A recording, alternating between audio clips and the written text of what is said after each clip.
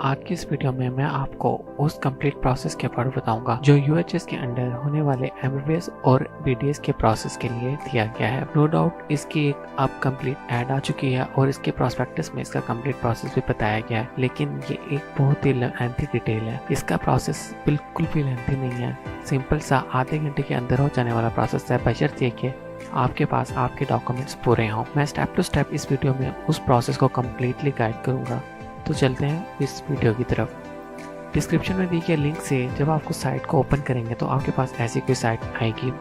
अगर तो आपका अकाउंट पहले से है तो आप सिंपली लॉगिन करेंगे, लेकिन आपका अकाउंट पहले से नहीं होगा तो आप इसको रजिस्टर करेंगे। रजिस्टर को क्लिक करने के बाद आपके पास जो पेज आएगी उसमें पहले आप अपना ईमेल एड्रेस एंटर करेंगे। ईमेल एड्रेस एंटर करने के बाद आप कोई ना कोई पासवर्ड सजेस्ट करेंगे अपने इस BOP की साइट पर अकाउंट क्रिएट करने के लिए, और वो पासवर्ड ऐसा होना चाहिए जो आपको इजीली याद है। इस पासवर्ड को सेव करने का भी ऑप्शन आता है, लेकिन आपने पासवर्ड ज़्यादा लेंथी नहीं रखना, और ये आपका BOP की साइट पर दिए गए UHS के अकाउंट का पासवर्ड होगा। आप सिंपली इस पर रजिस्टर करेंगे तो आपका अकाउंट रजिस्टर हो चुका है और उन्होंने आपके ईमेल पर एक पिन सेंड किया।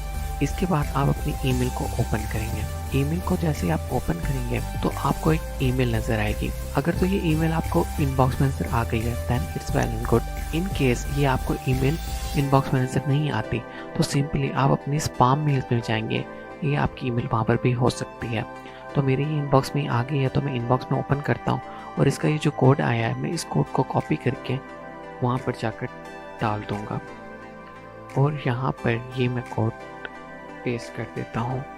मैंने इसके बाद यहाँ पर आकर लॉगिन करना है। लॉगिन करने के बाद मैं अपनी वही ईमेल एड्रेस यहाँ पर डालूँगा जो कि मैंने अपना अकाउंट बनाने के लिए यूज़ किया, और जैसे ही मैं अपना ईमेल और पासवर्ड यहाँ पर डालूँगा, डालने के फ़ौरन बाद वो यहाँ पर पिन का ऑप्शन मुझे दे देगा, और यहाँ पर मुझे अपना पासवर्ड डालने के बाद अपनी वो पिन डालनी पड़ेगी जो मेरी उधर ईमेल पर आई हुई है। तो सिंपली मैं उसको पेस्ट कर देता हूँ और इसको यहाँ पर लॉगिन करता हूँ। इसके बाद मेरे पास ये ऑप्शन आ रहा है कि मैं इसको सेव कर दूँ, तो मैं सिंपली इसको सेव कर देता हूँ और फिर मैं अपनी एप्लीकेशन स्टार्ट करूँगा। अब यहाँ पर इसको आप दे सकते हैं आपके अकाउंट में एप्लीकेशन को राइट करने का भी ऑप्शन है। आपके पास कोई कंप्लेंट है आप वो भी कर सकते हैं, अपना पासवर्ड भी चेंज कर सकते हैं और आप लॉगआउट भी कर सकते हैं। ये पूरा प्रोसेस विदिन 30 मिनट्स का है, इन केस आपके पास डॉक्यूमेंट्स पूरे हों तो। बिल्कुल भी मुश्किल प्रोसेस नहीं है। अभी देखना हम इसको स्टेप टू स्टेप करेंगे। इसके बाद आप ये देखें कि इसने सबसे पहले आपको कुछ इंस्ट्रक्शन दी हुई हैं, इनको आप पढ़ें। उसके बाद आपको बताया गया कि आपने किस प्रोग्राम के लिए सिलेक्ट करना है। अगर आप दोनों के लिए करना है तो सिंपली दोनों को चेक इन कर दें। उसके बाद आपने सीट कैटेगरी में देखना है, आप ओपन मेरिट के लिए अप्लाई कर रहे हैं, डिसेबल हैं तो डिसेबिलिटी वाले को क्लिक करते हैं, अंडर डेवलप के लिए कर रहे हैं तो वो क्लिक कर दें, 40 साल को क्लिक कर दें अगर आप वहाँ से बिलोंग करते हैं। अगर आप ओवरसीज़ हैं तो ओवरसीज़ के कॉलम को क्लिक कर दें। अगर आप रेसिप्रोकल के लिए क्लिक कर रहे हैं तो आप रेसिप्रोकल को चेक कर दें। याद रहे आप जो चेक करेंगे ये सब डॉक्यूमेंट्स आपको इन द एंड सबमिट करवाने हैं। इसी प्रोसेस के दौरान ही सबमिशन से पहले ये सारे डॉक्यूमेंट्स आपको अपलोड भी करने हैं, तो बिला वजह के चेक नहीं करना, सिर्फ वही करना है जिसके लिए आप एलिजिबल हैं। इसका पार्ट 3 आपकी पर्सनल इन्फॉर्मेशन है। पर्सनल इन्फॉर्मेशन में आप अपना CNIC एंटर करेंगे। CNIC जो है वो आपका क्या होता है, आपका शनाख्ती कार्ड नंबर होता है। तो सिंपली आपका जो भी शनाख्ती कार्ड नंबर है वो आप इसमें एंटर करेंगे, और ये शनाख्ती कार्ड आपका अपना होना चाहिए। आपके पेरेंट्स का शनाख्ती कार्ड यहाँ पे इनवैलिड होगा। एप्लीकेंट का जो भी नेम है वो नेम वो डाल दें, फादर नेम डालें। उसके बाद अपनी मदर नेम डालें। मदर नेम डालने के बाद आप अपनी जेंडर सेलेक्ट करें। जेंडर सेलेक्ट करने के बाद आप अपनी नेशनलिटी सेलेक्ट करें। नेशनलिटी ऑब्वियसली आप पाकिस्तानी हो, कि इन केस आप ओवरसीज़ हैं तो आप जो भी आपकी नेशनलिटी है वो आप डाल सकते हैं। अपनी डेट ऑफ बर्थ डालें। डेट ऑफ बर्थ के लिए आप कैलेंडर पर क्लिक करें। सबसे पहले आप अपना इस पर क्लिक करके सन सेलेक्ट करें। जो भी आपके डेट ऑफ बर्थ है उसका आप सन क्लिक करें के बाद आप उसका मंथ सेलेक्ट करें। मंथ के बाद आप उसकी डेट सेलेक्ट करें। ये आसानी से आपकी डेट ऑफ बर्थ सेलेक्ट हो गई। एरिया आप रूरल हैं या अर्बन से बिलोंग करते हैं वो आप यहाँ पर लिख दें। अगर आप डिस्ट्रिक्ट और डोमिसाइल बताने हैं, आप किस सिटी से बिलोंग करते हैं और आपका डोमिसाइल किस डिस्ट्रिक्ट का है, अपना मेलिंग एड्रेस, जो भी आपका मेलिंग एड्रेस है वो मेलिंग एड्रेस यहाँ पर डालें। अपना टेलीफोन नंबर डालें और उसके बाद अपना मोबाइल नंबर डालें। मोबाइल नंबर डालना कंपलसरी है, लेकिन टेलीफोन नंबर ना भी डालें तो कोई इशू नहीं होगा। यहाँ पर जिन जिन पर स्टार्स बने हुए हैं ये सब कंपलसरी हैं, और जिन पर स्टार नहीं होगा इट मीन वो कंपलसरी नहीं होगा। तो आप सिंपली अपना कोई भी आपका जो भी मोबाइल नंबर है वो मोबाइल नंबर आप इसमें डाल सकते हैं, और ये मोबाइल नंबर आपका एक्टिव ही होना चाहिए। इनकेस अगर ये एक्टिव नहीं होता तो ये आपको जो कंफर्मेशन मेल्स वगैरह आएंगी, कंफर्मेशन आपको मैसेज वगैरह आएंगे, वो आपको नहीं आ पाएंगे। इसके बाद अपने आपने एसएससी का जो भी आपका रिजल्ट है वो सिलेक्ट करने हैं। सबसे पहले आपने साइंस सब्जेक्ट सेलेक्ट करने हैं जो कि आपके ड्यूरिंग मैट्रिक आपके सब्जेक्ट रहे थे, तो वो सब्जेक्ट आपको सिलेक्ट करने पड़ेंगे जो कि बहुत मोस्टली बायो, केमिस्ट्री, फिज़िक्स और मैथ होते हैं। इसके बाद आपको अपना इंस्टीट्यूशन टाइप सेलेक्ट करना होगा। आप पब्लिक से हैं या आपने प्राइवेट से किया है, तो आपका जो भी है वो करेंगे। बोर्ड यूनिवर्सिटी जिससे भी आपने किया है उस बोर्ड यूनिवर्सिटी को आप डालेंगे। ईयर ऑफ पासिंग में वो साल डालेंगे जिसमें आपने वो पास किया है। मार्क्स ऑब्टेन डालेंगे जिसमें आपने जितने आपने वो मार्क्स ऑब्टेन किए, और टोटल मार्क्स में आप डालेंगे कि आपके टोटल मार्क्स कितने थे। इन केस जिस तरह के आप स्पेशल एग्जाम में अपेयर हुए तो आप सिंपली इस ऑप्शन को यस कर देंगे। आप जैसे ही यस करेंगे आप फौरन पार्ट 5 पे चले जाएंगे और आपको एफएससी की डिटेल देने की ज़रूरत नहीं पड़ेगी। बट इन केस आप इम्प्रूवर हैं या फिर आपने स्पेशल एग्ज़ाम नहीं देना तो फिर आप इसको नो ही रहने देंगे और ये प्रोसेस आगे चलाएंगे। यहाँ एक इम्पॉर्टेंट चीज़ है, वो लोग जो इम्प्रूव करना चाहते हैं और उसके लिए वो स्पेशल एग्ज़ाम देना चाहते हैं, नो डाउट उनका एफएससी का रिजल्ट आ चुका है, लेकिन वो अगर स्पेशल एग्ज़ाम देना चाहते हैं तो वो इसको यस ही करेंगे और अपनी कोई एफएससी की डिटेल नहीं देंगे। माना कि उनके पास प्रीवियस डिटेल मौजूद है लेकिन वो प्रीवियस डिटेल नहीं देंगे और वो स्पेशल एग्ज़ाम के ऑप्शन को ही यस करेंगे। तो अगर आप सिंपली स्पेशल एग्ज़ाम नहीं दे रहे हैं तो आप सिंपली एफएससी करेंगे, या आपका इक्विवेलेंट कोई भी है तो आप वो करेंगे। एफएससी करने के बाद आप यहाँ पे अपने वही सब्जेक्ट सेलेक्ट करेंगे। सिंपली मैं इन सब्जेक्ट को उठा के कॉपी करता हूँ। कॉपी करने के बाद मैं इनको यहाँ पर पेस्ट कर देता हूँ। दोबारा पब्लिक से किया या प्राइवेट से किया, मैंने जहाँ से किया मैंने सेलेक्ट कर दिया, और ये मैं सारा फर्जी फिलिंग कर रहा हूँ। जो भी आपका बोर्ड है आप उसको सिलेक्ट करें, उसको मैं अगेन आप कॉपी करते हैं और कॉपी करने के बाद उसको पेस्ट करते हैं। आपका ईयर ऑफ पासिंग जिस दिन भी आपने पास किया वो आप डाल दें, और उसके बाद आपके टोटल मार्क्स कितने थे टोटल मार्क्स डाल लें, और उसके बाद इसमें ऑब्टेन मार्क्स डाल लें जितने आपके आए थे, और इसमें आपने टोटल मार्क्स डाल लें। अब जैसे कि आपको पता है कि जो मेरिट है वो सिर्फ और सिर्फ साइंस सब्जेक्ट के बेस पर बनेगा, तो अब यहाँ पर मार्क्स आपने अपने वो डाल दिए जितने आपने ऑब्टेन किए थे, बट आपको अगेन अपने मार्क्स यहाँ पर डालने पड़ेंगे, अपने सब्जेक्ट वाइज मार्क्स। तो टोटल मार्क्स 200 ही रहे हैं, जबकि आपके सब्जेक्ट मार्क्स वैरी कर सकते हैं। तो जो भी आपका सब्जेक्ट मार्क्स होंगे वो आप बारी बारी उन्हीं फोल्डर्स में डालेंगे। ये मैं फर्जी मार्क्स यहाँ पे सबके इक्वल डाल देता हूँ आपको जस्ट शो अप कराने के लिए, क्योंकि अगर मैं ये नहीं करूँगा तो आगे ये प्रोसेस ही नहीं जाएगा। अब यहाँ पर है कि इस बार पीएमसी की रूल्स के मुताबिक 2020 का भी जो आपका एमकेट था उसके मार्क्स भी काउंट किए जा रहे हैं, लेकिन क्योंकि 2020 में जो एमकेट हुआ था उसके टोटल मार्क्स 200 थे, जबकि 2021 में जो है उसके मार्क्स 210 है, तो मेरिट का थोड़ा सा डिफरेंस आ जाता है। इसके लिए पीएमसी ने एक कैलकुलेटर दिया है और ये कैलकुलेटर ऑटोमेटिक आपके मार्क्स काउंट कर देगा। सिंपली आपने अपना रोल नंबर डालना है। रोल नंबर डालने के लिए आपको यहाँ पे फर्स्टली आप पीएमसी का जो भी आपके पास रिजल्ट कार्ड है वहाँ से अपना रोल नंबर उठाएंगे और वो रोल नंबर आप यहाँ पर डालेंगे।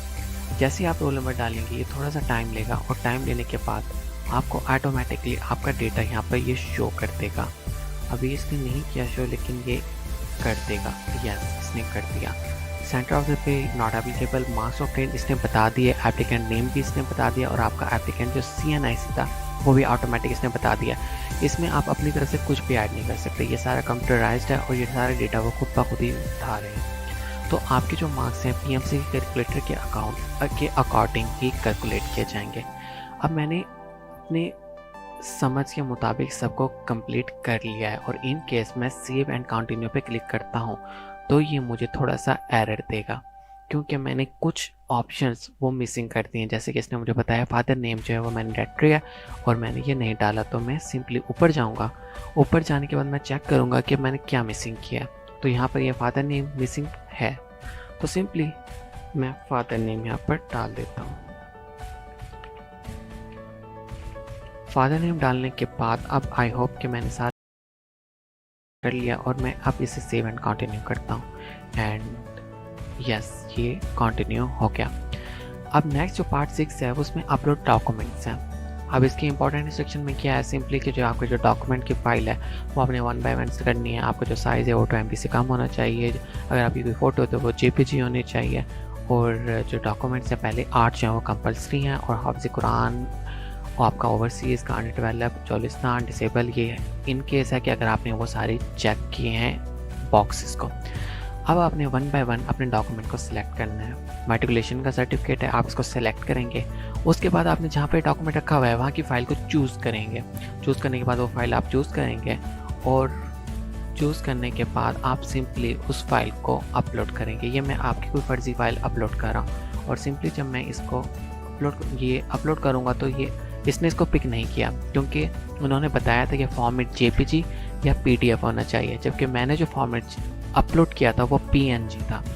तो आपको फॉर्मेट JPG और PDF ही रखना है, इसके अलावा कोई भी फॉर्मेट एक्सेप्टेबल नहीं होगा। तो आपने अपना जो डॉक्यूमेंट है उसको चूज़ करना है और उसे सिंपली अपलोड करना है। अपलोड पे क्लिक करने के बाद आप देखेंगे जो आपका डॉक्यूमेंट है वो ऑटोमेटिकली नीचे आ जाएगा। यहाँ से आपने डाउनलोड करके अपने डॉक्यूमेंट को देख भी सकते हैं कि आपने कौन सा डॉक्यूमेंट अपलोड किया है। इन केस आपको लगता है आपने डॉक्यूमेंट गलत अपलोड कर दिया है, सिंपली डिलीट का ऑप्शन पड़ा है, इसको क्लिक करें और अपने डॉक्यूमेंट को डिलीट कर दें। उसके बाद बारी बारी ये तमाम डॉक्यूमेंट्स आपने अपलोड करने हैं, वो डॉक्यूमेंट्स जो आपके अपलोड करने के लिए ज़रूरी हैं, जो कि आपके रिक्वायरमेंट्स में हैं।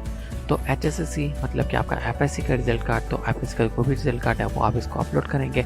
मैं सिर्फ फर्जी डॉक्यूमेंट अपलोड कर रहा हूँ, आपने अपने रिलेटिव डॉक्यूमेंट ही अपलोड करने हैं। इन केस जो आप डॉक्यूमेंट अपलोड कर रहे हैं वो 2 MB से ज़्यादा का है तो आपने इसकी टेंशन नहीं लेनी। मैंने डिस्क्रिप्शन में एक लिंक दिया है, उस लिंक पर आप चेक कर सकते हैं कि एक डॉक्यूमेंट को कंप्रेस कैसे किया जा सकता है, तो उसमें डिटेल में बताया गया है। ये प्रोसेस कतई मुश्किल नहीं है और ना ही इसमें कोई इतनी ज़्यादा रॉकेट साइंस है, लेकिन आपने इसको ध्यान से करना है और सोच समझ के करना है। इसमें आपके CNAC है, आपका अपना, जो कि मैं अब ये डालने लगा हूँ और उसको मैंने अपलोड कर दिया। अपलोड होने के बाद अगला डॉक्यूमेंट जो है वो है specimen signature and the left thumb impression of the candidate in blue black ink on white paper.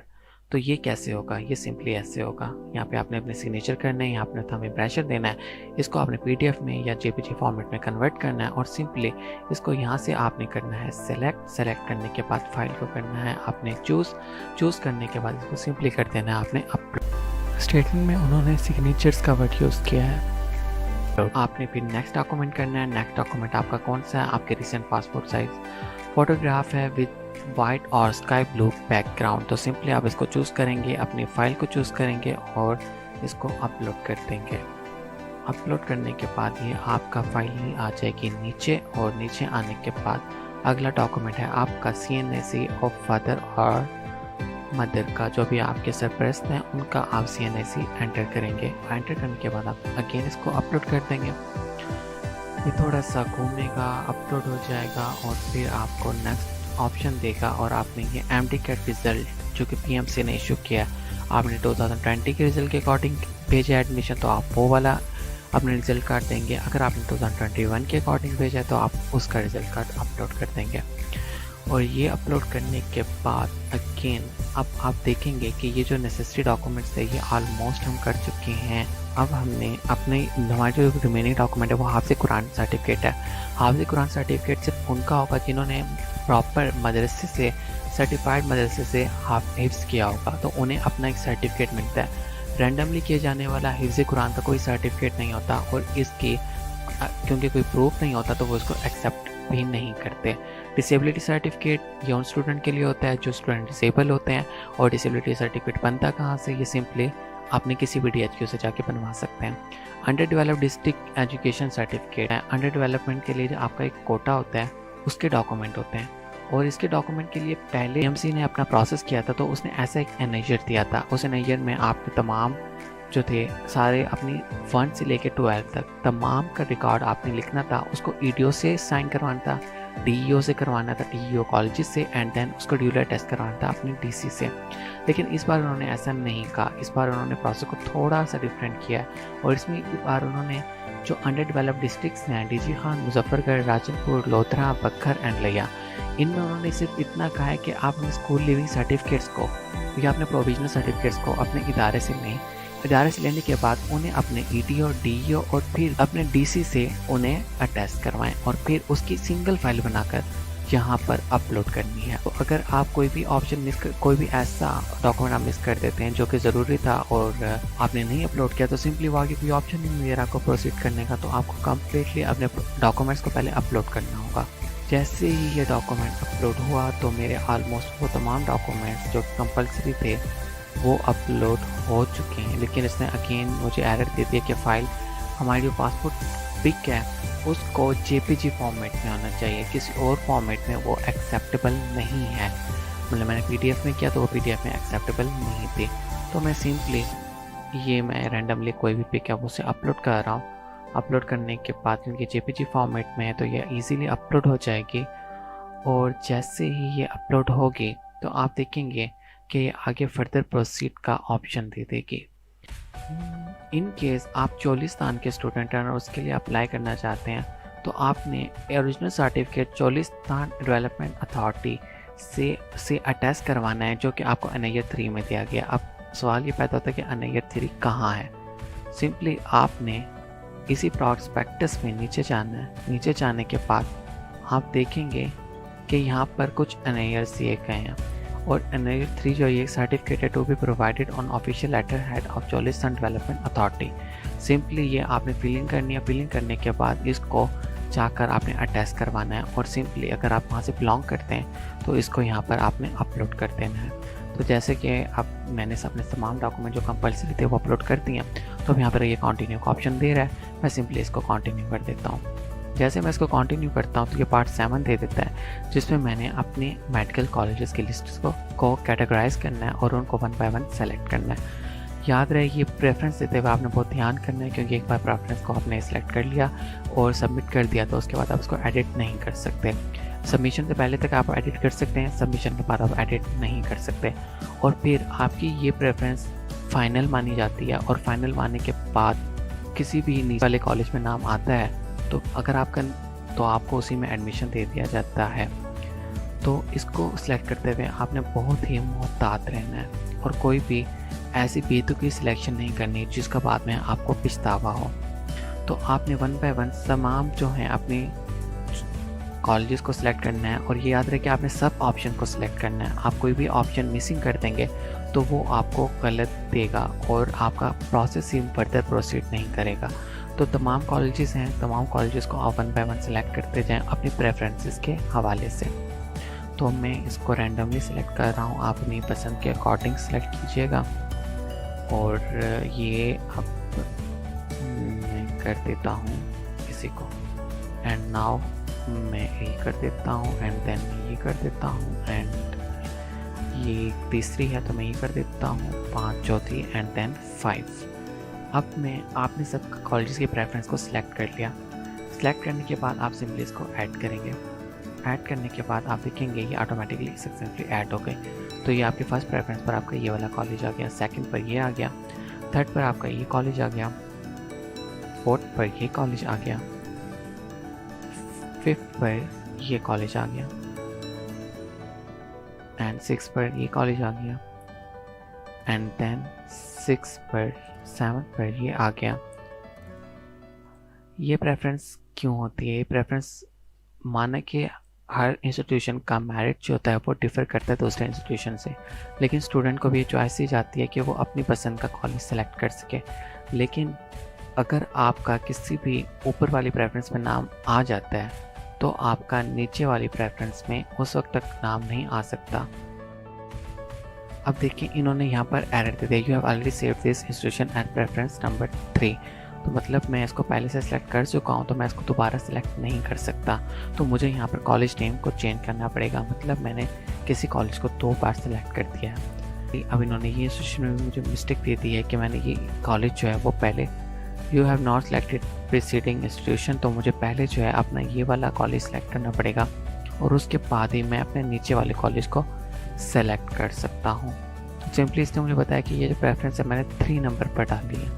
3 number पर मैंने देखी बिल्कुल मैंने ये प्रेफरेंस डाल लिया, तो मैं सिंपली इसकी प्रेफरेंस को चेंज कर देता हूँ और मैं इसको फ़र्ज़ करें इसके प्रेफरेंस में डाल देता हूँ और मैं अब इसको ऐड करने की कोशिश करता हूँ।